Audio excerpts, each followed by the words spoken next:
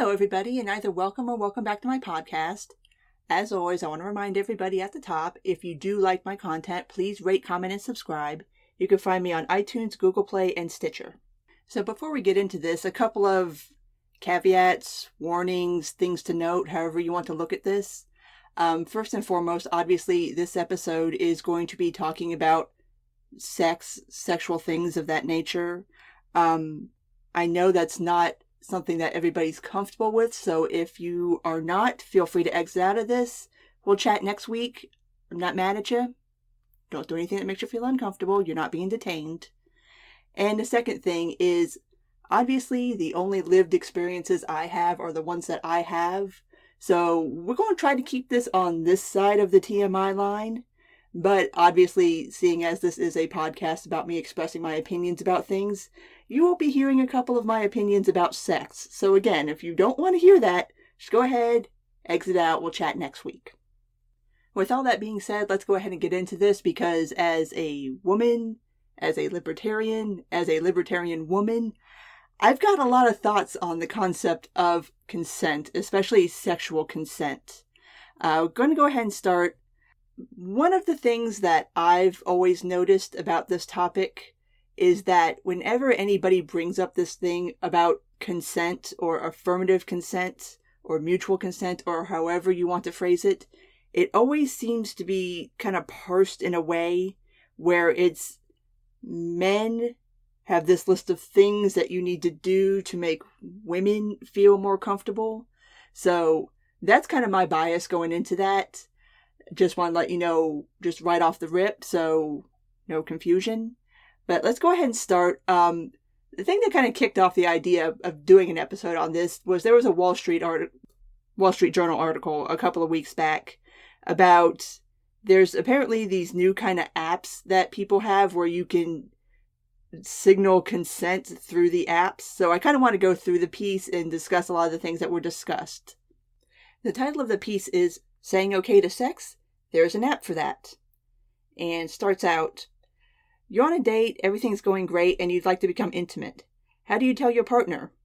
There are apps for that. In the wake of the Me Too movement and a rash of sexual harassment scandals, software companies are creating digital ways for people to give their consent to have sex. Apps such as YouConsent allow potential sexual partners to tell each other what level of physical intimacy they are comfortable with, and record their eventual agreement so there is no misunderstanding. Okay, wait a minute. What? We need apps for that now? I don't even know what to say to that. And I started thinking about, I'm married, so this is all an academic discussion for me, but I was thinking, how would I feel if I was in a sexual situation with a guy, and all of a sudden he's like, babe, what you're doing feels amazing, but could you stop and just click yes on this app real quick, just so we can have a record that you were consenting to the sex here? I would probably put my clothes on and leave, because I would be afraid that there's some weird ass shady shit about to go down, and what the fuck am I consenting to? Why do I need to click yes on this? What's going on? I don't like this. I'm getting the hell out of here. And also, we need to record my consent.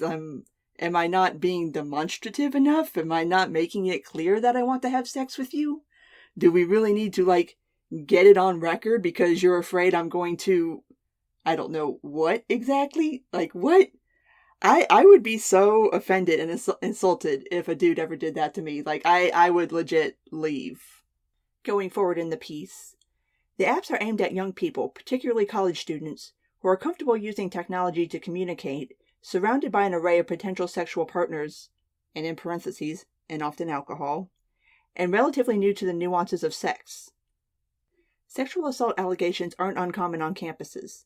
1 in 5 women say they have been assaulted while in college, according to the Campus Sexual Assault Study, funded by the U.S. Department of Justice. 1 in 16 men say they have.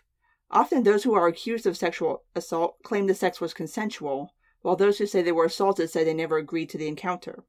The problem has prompted at least 4 states, California, New York, Connecticut, and Illinois, to pass laws in the last 4 years that require schools to teach students about affirmative consent, stressing the message should be yes means yes rather than the old no means no, according to the Affirmative Consent Project, a nonprofit based in Jacksonville, Florida that works to stop sexual assault in college and high schools. Put a pin in the idea of young college students being exposed to sex and alcohol for the first time is a part of this problem, because we're going to come back to that idea later. Moving forward. Proponents of the consent apps say they are meant to address these issues, protecting both parties by encouraging a frank discussion over what is desired and then recording a clear agreement. A lot of problems come from miscommunication, says Allison Moreno, founder of the Affirmative Consent Project. If you have an actual conversation, it will help you make a decision that you won't regret in the morning. Yeah, you can have a conversation about what you do and do not want to do with somebody. Well, supposedly. Again, we'll kind of discuss that a little later on. But you don't need to involve an app for that. Like, what? Like, all of a sudden we have to, like, codify this and get it on record that, yes, you agreed to do the thing that we did. And see, look, everybody, she agreed. She clicked yes. She clicked yes. I'm in the clear. It's like, no, you can just discuss with somebody what you do and do not want to do. I mean, you have these things called a mouth, and they make noises, and it comes out of your mouth.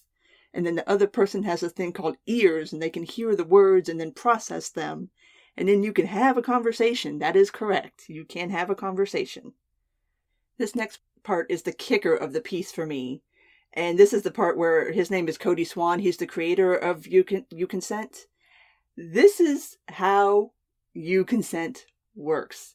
And I'm going to read it to you word for word, because I swear to God, I cannot make this shit up.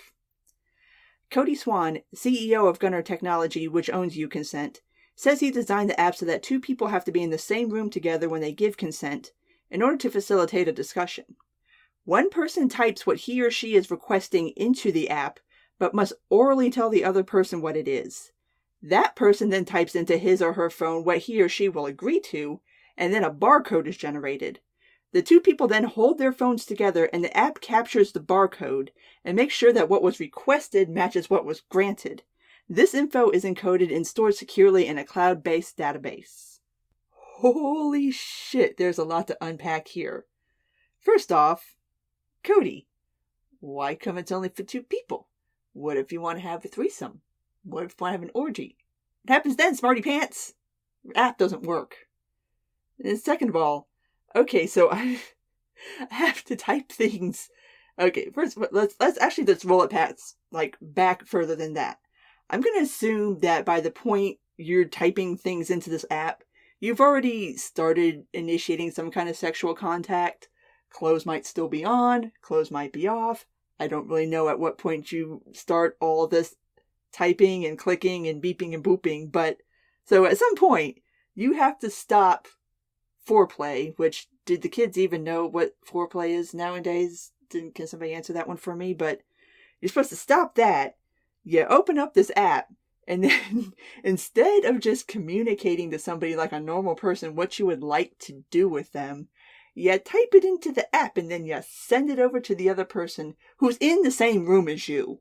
This isn't even like sexting. Like, the person is literally right in front of you. So you type it into the app, and then it goes over to their phone, and then they review it, and then they type into their phone what they want to agree to, again, to the person that's sitting right in front of them. You type it in there, I'm going to agree to do this, that, and the other. And then the app makes a barcode, and then you have to mash your phones together so it reads the barcode. Am I about to have sex, or am I ordering something on Amazon? Like, what the fuck is this? Why do we need barcodes? What the fuck? This is so insane to me. And then to cap it off, all this information goes to some database, God knows where, which, listen, you're not catching me out here putting the things that I will and will not do sexually into anything that's going to be on any database on this planet. I'm not getting jammed up like that. Remember what happened to all y'all who had your nudes stored on the iCloud? Yeah, I ain't letting that happen to me. No. I am not participating in this in any way, shape, or form. I do not want that shit on record. Back to the piece. But psychologists and other experts say the apps ignore the complexities of consent, which can shift from moment to moment. The idea that a person who gives consent to have sex at 8 p.m. will absolutely still want to have sex at 10 p.m., or even 8:30, is unrealistic, says Helen Fisher, a a biological anthropologist known for her research scanning the brains of people in various stages of love. You might say yes to the overall interest in sex with somebody, but then you get with them and they don't smell good or they act strange or they get aggressive and you're frightened, Dr. Fisher says. We are constantly adding up the pros and cons of the situation at hand and changing our minds. Which this I do agree to, and I think that would be a big problem with the whole app thing, is there's already this idea, and again, I keep saying this, but we're going to discuss it a little later because I do have some thoughts on this topic that I want to bring up a couple other things before we get there, but there's this idea that once you initiate sex, that somehow you're obliged to go through with it. Like all the way, even if you decide somewhere beginning, middle, that this just isn't working for you. You can't bail out of the situation. You have to stick with it. And having an app where you have to like literally sit here and type things in and match up barcodes and agree is only going to reinforce that idea that once you've agreed, like you're locked in, like that's it. Like you can't not agree to do something anymore after that point. And that's probably my biggest problem with the whole idea of the apps. That and the fact that this data is going to be stored somewhere, which is just such a horrifying idea. Like, it's so fucking Orwellian to me. Like, that there'd be a database somewhere with people's, like, things that they will do sexually. Like, oh my god, that just creeps me the fuck out. It really does. And here's the last part of this piece that I want to discuss. There are also legal concerns. What happens if one partner decides that he or she no longer wants to have sex after giving consent on the app? Some apps have no way for people to withdraw their consent. Others require the person to log back on to withdraw it, even though this might be difficult to do in the moment. An oral withdrawal of consent should be honored, of course, but if an assault does occur, that original recorded consent could be used against the victim in court, experts say. If sex was forced or changed and if someone is now saying that they didn't want to consent, you now have this video evidence saying, no, you said yes, said University of Arkansas's Dr. Drakowski. Which that leads to a point that I was making earlier, is this going to create some kind of like legal kind of CYA? I don't know what the legality of these would be in court, but this does kind of lend credence to the idea that I floated, was that if somebody wanted to do something and they clicked yes, and then you're in the middle of doing it and you decide, I don't like this, it doesn't feel good, it actually hurts, I don't want to do this anymore, and the other person keeps going, they're going to be like, look, she clicked. Look, Your Honor, she clicked yes, that I could put it in that hole. See, look, she consented, this wasn't rape. And that's just, like I said, I don't know legally how these would hold up, because obviously I don't think there's ever been a case that would even involve this yet. But yeah, I don't like it. I don't like it. It's so creepy to me. Like, it sounds like the beginning of one of those bad, like, early to mid 90s internet is scary movies. And maybe this is just my late Gen Xer coming out, but I don't like the idea that all of a sudden now we gotta like use barcode apps to give consent for sexual contact. Like, this is just very weird to me. It really is creeping me the hell out. Okay, last point I want to make on this piece before we move on to the next piece I want to talk about. Wall Street Journal, bless their hearts, are trying to frame these apps as communication helpers. This isn't communication helpers, it's CYA. It's basically a way to get everything on record that this person agreed to do this, that, and the other, and if they say they didn't, well, here's the proof. And that's really kind of a fucked up way to look at sex. Like, if this is where you're at with somebody, that you need to do that to feel comfortable having sex with them, maybe that's your sign that just shouldn't be having sex with that person. Like, if you really think they're going to twist it on you, like, don't do it. Just don't fuck that person. Like, I don't even understand wanting to have sex with somebody if I feel like I need this special layer of protection. Like, that just makes no sense to me. And then on the topic of communication, again, this is one of those where if you can't just have a frank, honest discussion and tell somebody what it is you do and do not want to do in bed, maybe that's your sign that you shouldn't be having sex with this person. If you're not comfortable enough to discuss sex with someone, you probably shouldn't be having sex with that person. Just a thought, might save y'all a little bit of trouble, but yeah, if you can't talk about sex with somebody, don't have sex with that person. But all that got me to thinking, what exactly does consent look like nowadays? Like, what are young people being taught what consent looks like? So I decided to fire up the old Google machine, and I popped in there, what is sexual consent?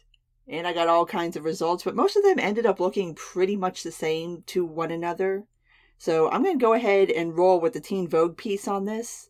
And as always, links to everything in the show notes. But here's the idea. Obtaining enthusiastic consent, aka yes means yes. And here is their list of the things you should be looking for enthusiastic consent. Step 1. Avoid partners who are vulnerable. When people are intoxicated, sexually inexperienced, in a new situation, or acting recklessly or immature, their physical and or mental capacity to make informed sexual decisions is impaired or limited. The more vulnerable they are, and the more vulnerable that you are... Wait, hold on. And the more vulnerable than you they are... Okay, wait a minute. Yeah. The more vulnerable they are as in relationship to you, the greater the risk they will feel coerced and regretful the next day. If they are particularly vulnerable, like heavily intoxicated, asleep, unconscious, or not of legal age, they are not legally capable of providing consent, and sex with them is by default sexual assault, no matter how eager they seem. Okay, so my problem with this is, I don't know about you guys, but I know a lot of men, and most of them are lovely, wonderful human beings, but not a damn one of them is a mind reader. So when you start floating this idea that somehow somebody should be able to sense how quote-unquote vulnerable someone else is, outside of things like, don't have sex with asleep people. Don't have sex with people who are unconscious. And try not to have sex with people who are not of legal age. Anything past that, you're asking somebody to be able to discern what your mental state is, especially if they don't know you. I mean, even if you know somebody, you don't really know what's going on in anyone's head at any particular time. So this whole idea that you have to somehow, like, suss out someone's mental state before you approach them for sex, I mean, you can't, there's no way for you to know that. You're asking the impossible. The next two that I want to highlight on the list is where I really have a problem with this idea of enthusiastic consent, especially amongst people that don't really know each other all that well. So let's go ahead. First one, negotiate consent verbally. Explicitly asking for permission is the most obvious way to escalate to physical touch, that is. And the one most commonly discussed when enthusiastic consent is brought up. May I kiss, touch, take off your shirt? Is it okay if I XYZ? For safest results, it's good to ask permission for any escalation in intimacy. So permission to kiss someone is not an automatic permission to touch them below the belt. This is an effective method that is preferred by some people, but it is also one that many people feel is a potential mood killer. Okay, I've got a lot of thoughts on this, so let's go ahead and discuss the parts I want to discuss about nonverbal communications, and then we'll get to that. So, negotiate consent non-verbally. Some people argue that consent must always be verbal, that trying to decipher body language is just too uncertain, too much room for error. Indeed, trying to negotiate consent without any words is riskier. Unlike spoken language, not everybody is good at reading body language, and not everyone is good at speaking body language. That said, there are some partners in some situations where you can successfully negotiate consent non-verbally, but it requires a lot more experience, carefulness, and perceptiveness. Are they pulling away, freezing in fear, or do they seem uncomfortable, or do they not respond in any sort of way? These are all the non-verbal equivalent of a no, and you should stop touching them. If their body language is ambiguous, or if you're not quite sure what it is saying, don't assume it's saying what you want it to be saying. Defer to one of the verbal consent options instead. And in general, for best and safest results, combine non-verbal consent with verbal consent options. Okay, take a second pin and put it in the concepts of verbal and non-verbal consent, because that's another topic that we're going to be coming back to later. Now, to Teen Folk's credit, they did end this piece with a couple of blurbs about how to provide enthusiastic content. And I want to quote this from the piece because this is important and is, again, one of those topics we're going to come back to later. But I do want to point this out that they did put this in here. Most of the conversation around consent revolves around obtaining consent, placing all the responsibility in the hands of the person initiating the action. But in every sexual encounter, each of us has just as much responsibility to provide continuous enthusiastic consent as we have to obtain it. It is important to let your partner know that you're really into it, and you have to be completely honest about it. You must own your yes as well as your no.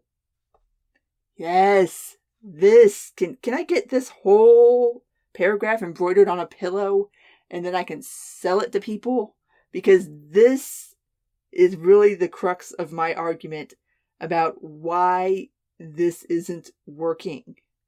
But just to kind of go over a little bit of what they put under providing enthusiastic consent. Share your intentions and limitations.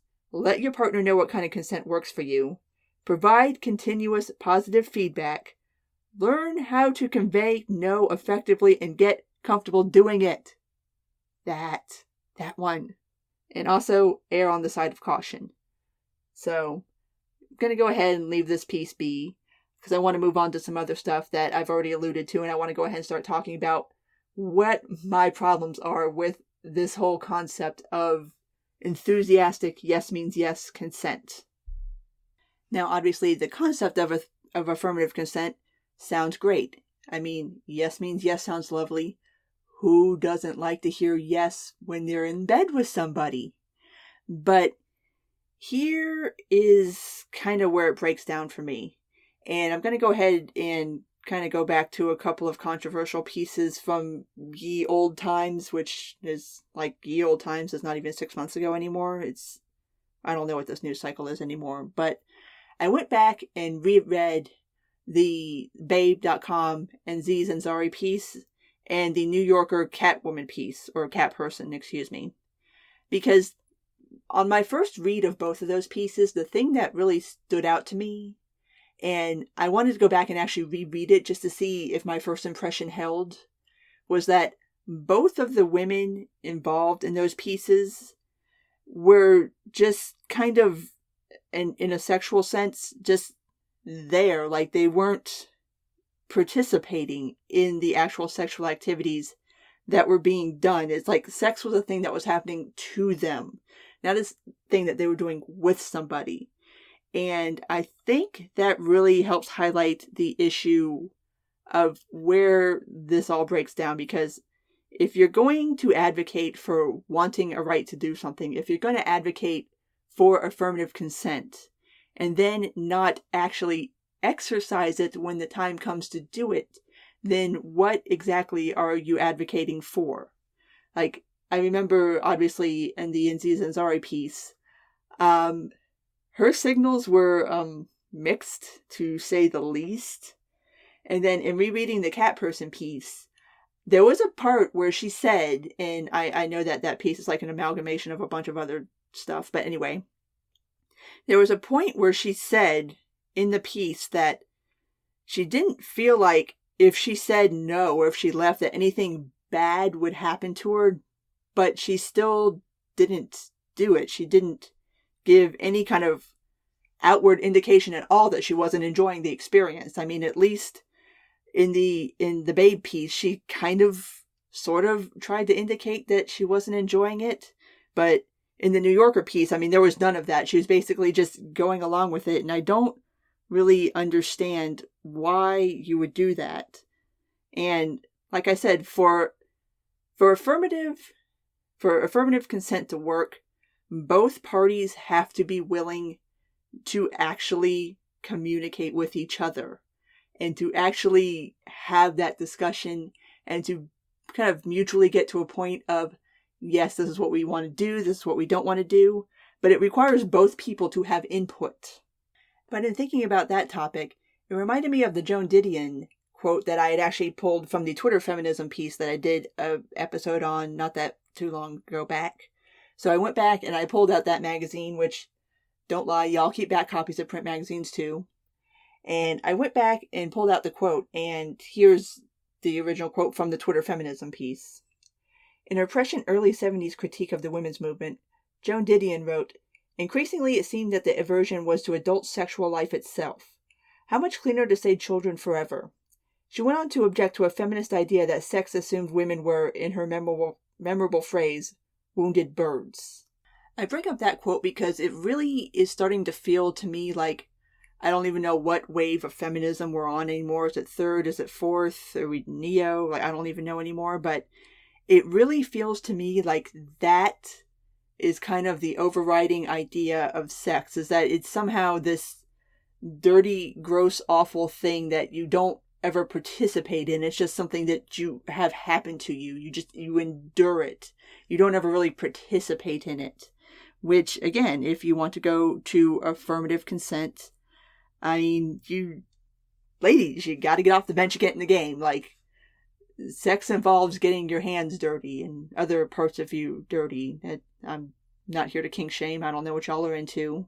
But it does require you to get in there, like, participate. Like, you gotta let your feelings be known. You gotta get it out there. You can't just sit there and just kind of be like this weird porcelain doll that men just do things to, and then you just are there and expect anything good to ever come of that.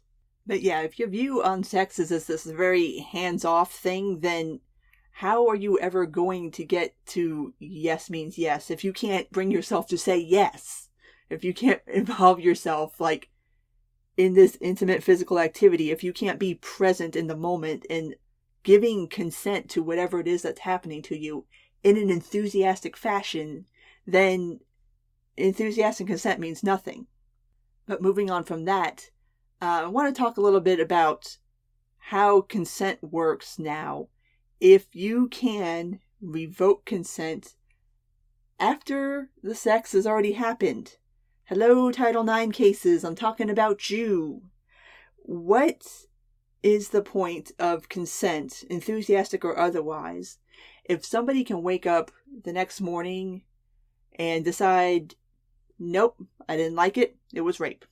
Or decide, I talked to my girls and we've all decided that this was rape.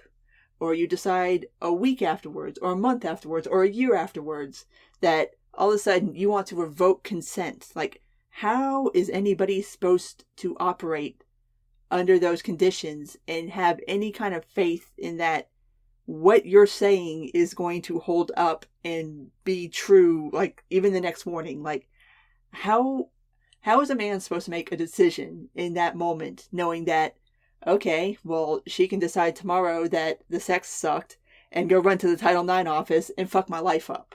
Like, it's just, I mean, I've got a huge problem with the Title IX cases. I mean, I could probably do a whole episode just on that alone. But just to touch on the absolute absurdity that those cases have become, I want to go ahead and highlight this one piece out of the University of Connecticut, which is just the most mind-blowingly insane situation ever. And I'm gonna go ahead and pull up the piece, and I'm gonna read it to you verbatim because you need a flowchart to even follow this one. So, okay, skipping ahead in the piece to the part that actually details what exactly happened. The male and female student were both drinking heavily, according to the lawsuit. They left the party together and walked to his home. According to the lawsuit, 2 of his roommates told the investigator that they tried unsuccessfully to get her to leave.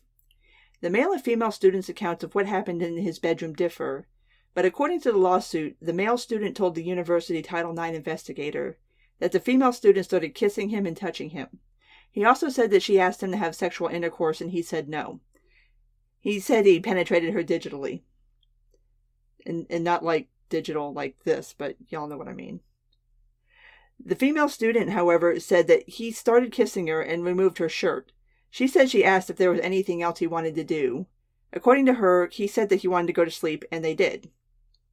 The male student reported his allegations to the university's Title IX office, saying he was too intoxicated to consent to sexual activity, the lawsuit said. A university hearing found the female student was responsible.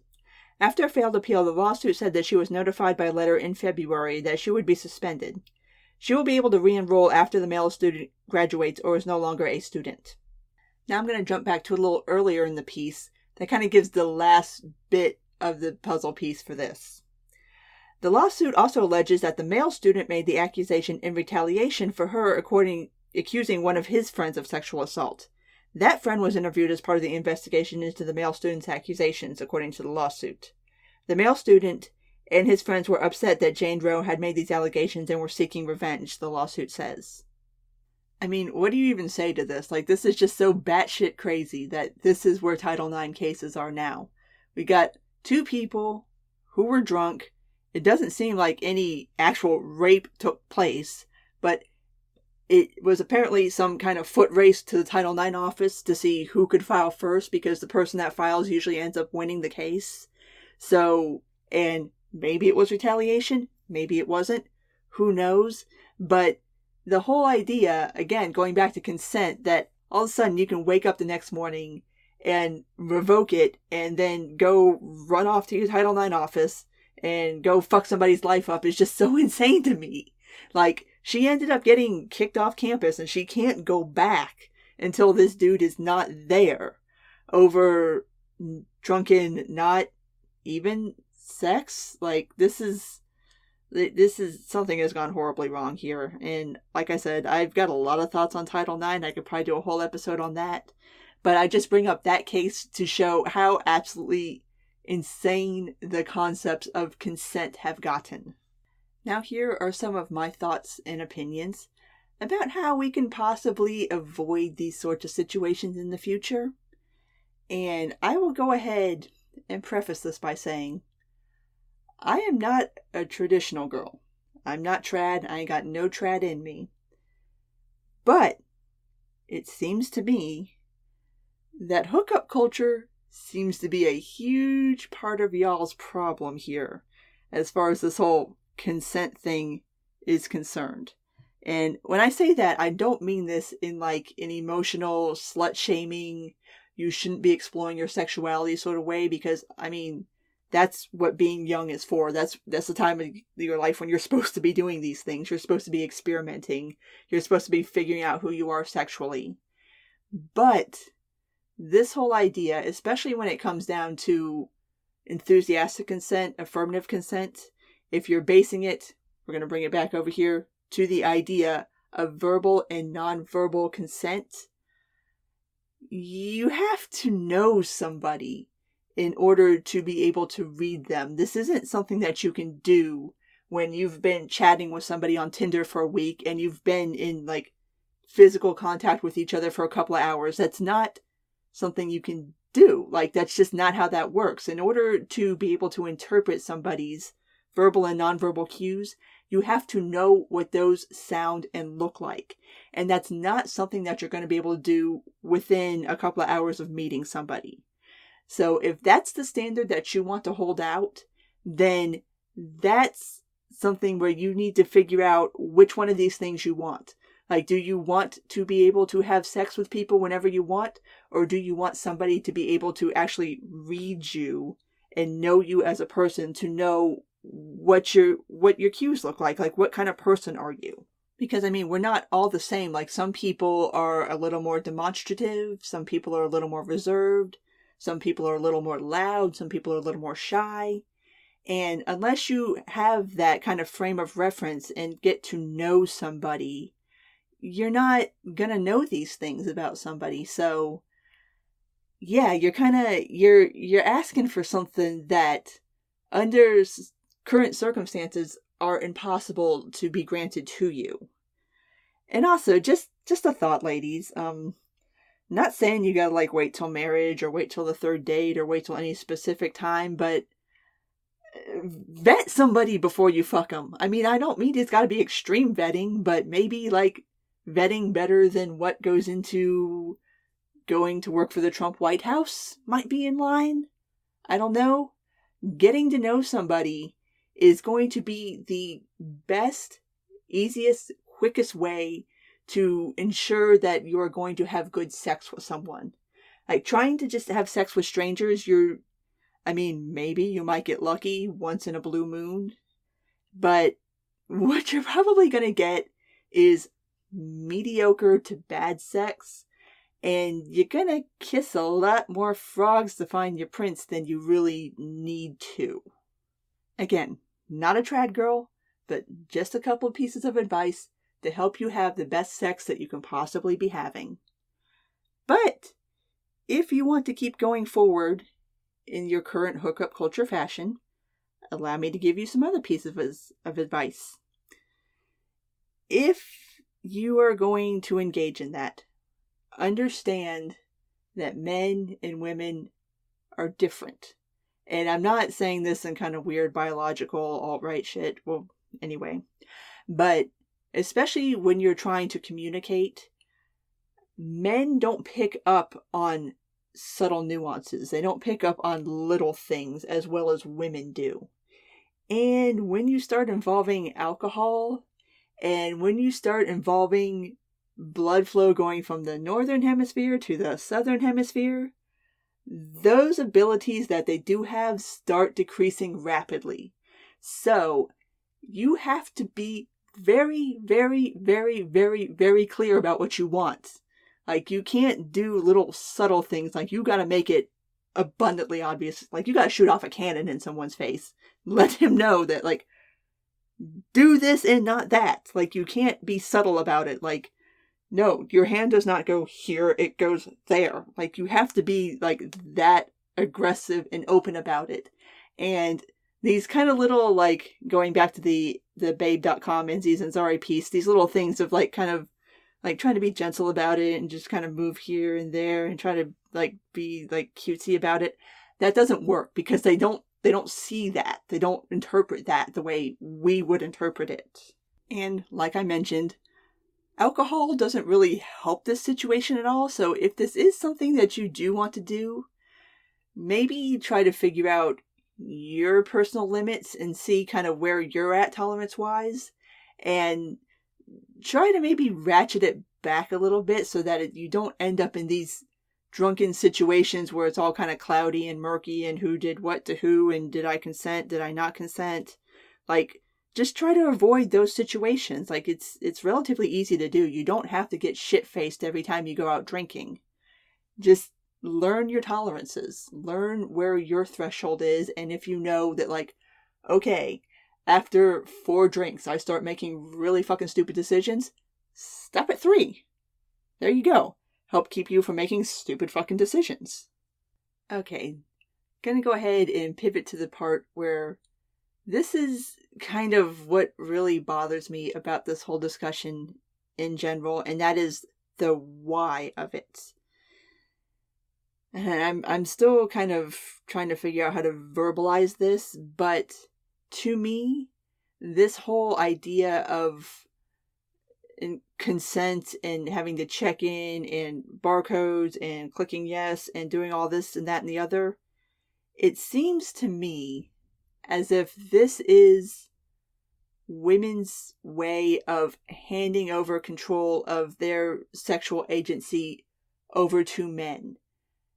And this bothers me on a very, very deep level because obviously, as a libertarian, as a woman, I really believe in the concept of self-ownership.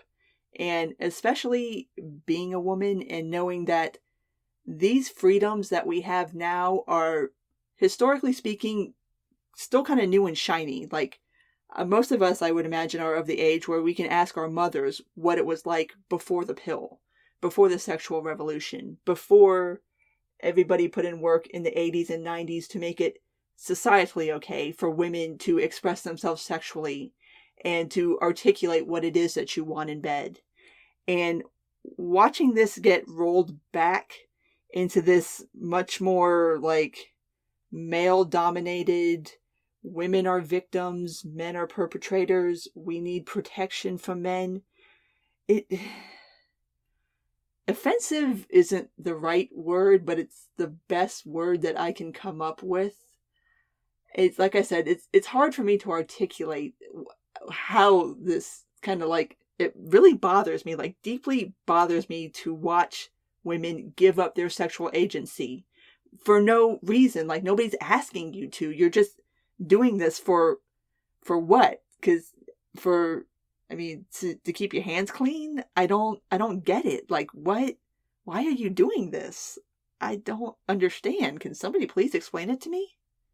I mean, the boomers fought for it to be physically possible with the pill and the whole sexual revolution that happened after that. And then Gen X put in a ton of work making it societally acceptable for women to do this. And so many women put in so much hard work on this. Like, we fought for y'all. Like, we handed you guys a legacy and now you're just pissing it away, and I don't get why. So that, I mean, I guess is this one of those like trading freedom for safety things? Because obviously we know how that ends. But like, I don't get this walking back that I seem to see happening as far as women being able to be sexually open and express their sexuality. And it's still a concept that I'm kind of trying to unpack in a way that I can maybe articulate it better. So maybe in the future I will revisit this topic. But it bothers me on a very deep level. Like, it's one of those things, like, do you ever see something and you just know it's inherently wrong? And you can't even really articulate why it is that you think it's inherently wrong. You just kind of know, like, almost like lizard brain thing. Like, you just like, no, this is incorrect. This is not right. That's kind of how I feel about this. So, again, maybe I'll revisit this topic in the future once I have more and better words to kind of describe how I feel about this. But for today, I'm going to go ahead and wrap this up. I've rambled on long enough, so if you do like this, I always remind you, please rate, comment, and subscribe. You can find me on iTunes, Google Play, and Stitcher. Take care, and until next time.